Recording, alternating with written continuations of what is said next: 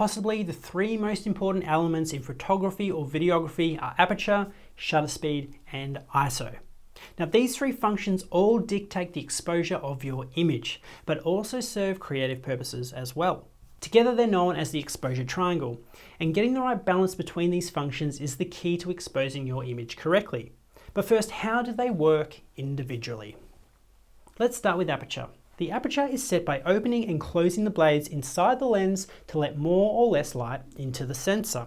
The aperture is expressed as an f-stop. With the lower f-stop, the more light is let into the sensor, and the higher the f-stop, the less light is let in.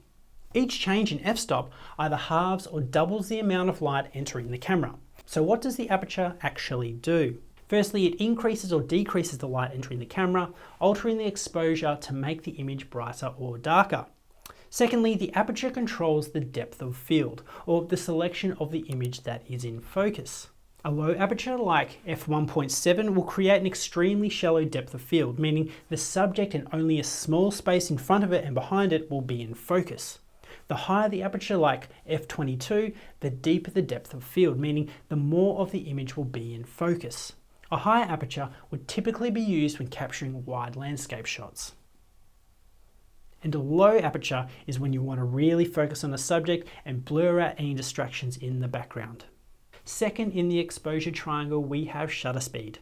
This is, you guessed it, the speed at which the camera's shutter opens and closes, and is shown as a fraction of a second. So 1/100th, 1/200th, 1/500th, for example. The slower the shutter speed, the more motion blur in an image. The faster the shutter speed, and any movements in the image freezes. Shutter speed in photography and videography are utilized slightly differently, so let's break this down. In photography, the shutter speed is used to determine how much light you want to let in over time. So the longer the shutter is open, the longer the exposure of the image. This is done on purpose to get those milky white streaks of water that you see a lot in landscape photography or on beaches. The quicker the subject, the higher the shutter speed should be in order to capture or freeze the subject in frame. So how does this apply to videography? Well, unlike photography, there is a sweet spot where the shutter should be in a video, and that is a little thing called the 180-degree rule. Whatever frame rate you're shooting at, double that number to set your shutter speed. For example, in Australia, we shoot at 25 frames per second, and we'll set our shutter speed to 50 or 1/50th per second. Other countries like the United States shoot in 30 frames per second, and therefore would set their shutter speed at 1/60th. If you're capturing footage in slow motion and shooting at a higher frame rate like 50 or even 100 frames per second, you will need to adjust the shutter speed accordingly. So for 50 frames per second, you will set at 1/100th, and 100 frames per second, 1/200th. So why is the 180-degree rule so important? Well, this ensures the vision is captured at what appears to be the closest way we see the world, and that is through motion blur. A slower shutter speed will create motion blur, and a higher shutter speed will make the motion feel jerky and jittery. Of course, you can alter the shutter speed for creative purposes, but to create normal looking footage with nice motion blur, make sure you set it to double the frame rate you have selected. The final part of the exposure triangle is ISO, and this refers to how sensitive the camera's sensor is to light, and it's used to increase or decrease the brightness of the image. Typically, you would only use ISO to alter the exposure of your image, as it doesn't have the same creative functionality as aperture or shutter speed. ISO is a really useful way of adding brightness to your image, but be careful. Increasing the ISO significantly can create what's called grain or noise in the image. This is an effect that in the worst instances can severely distort the image to the point that it is unusable.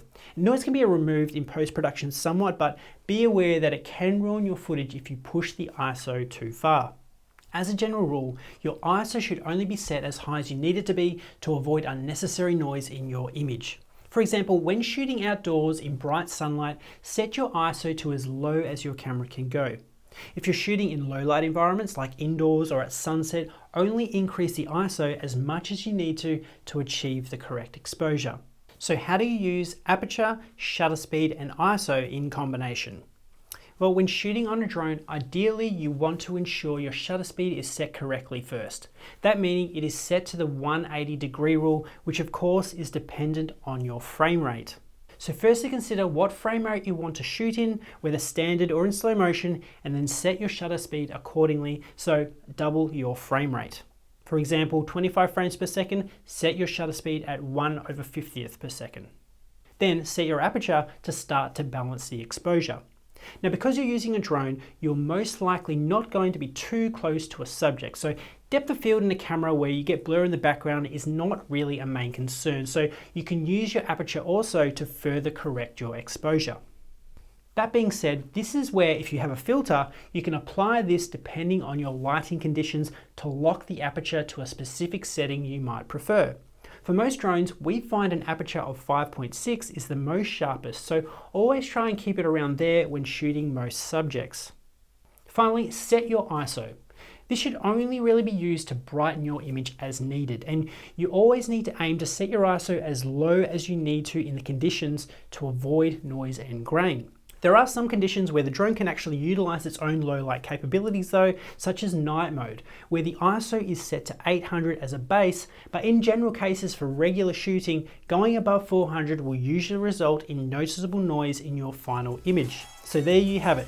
That's aperture, shutter speed, and ISO, the exposure triangle. The better way to understand each of these functions in isolation and together is to go out and shoot.